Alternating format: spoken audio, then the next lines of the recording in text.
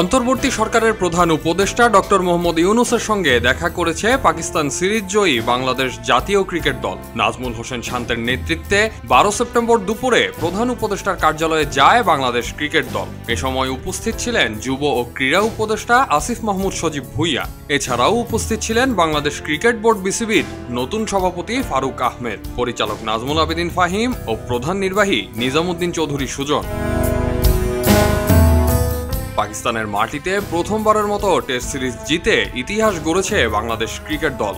জয়ের পরপরই জাতীয় দলকে সংবর্ধনার ঘোষণা দিয়েছিল প্রধান উপদেষ্টার প্রেস উইং। সেই সিরিজ শেষে দেশে পৌঁছানোর পর ব্যস্ত সময় কাটছে জাতীয় দলের ক্রিকেটারদের। চলতি মাসেই ভারত সফর করতে হবে তাদের। সে মিশনকে সামনে রেখে চলছে অনুশীলন। গত 8 আগস্ট অন্তর্বর্তীকালীন সরকার প্রধানের দায়িত্ব নেওয়ার পর থেকে ব্যস্ত সময় কাটছে ডক্টর মোহাম্মদ ইউনূসেরও। তবে শত ব্যস্ততার মধ্যেও বৃহস্পতিবার জাতীয় দলের ক্রিকেটারদের সঙ্গে সাক্ষাৎ করেন প্রধান উপদেষ্টা। প্রসঙ্গত, আগস্ট সেপ্টেম্বরে বিশ্ব টেস্ট চ্যাম্পিয়নশিপের অংশ 2 টেস্ট খেলতে পাকিস্তান সফর করে বাংলাদেশ।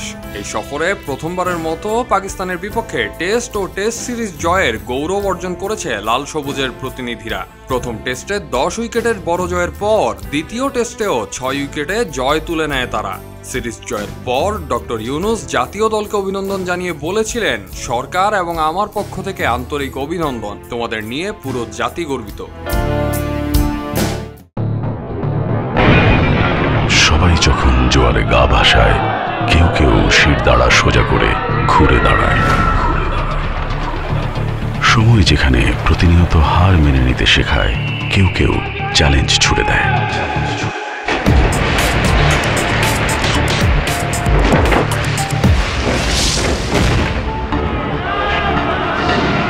পক্ষপাতের ভিড়ে আজ থেকে কোনো পক্ষ নয়, খবর হবে নিরপেক্ষ।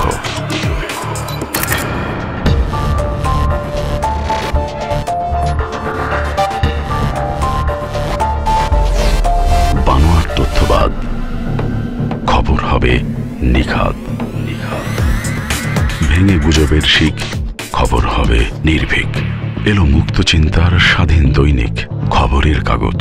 এখন খবর হবে নিখাত, নির্ভীক, নিরপেক্ষ।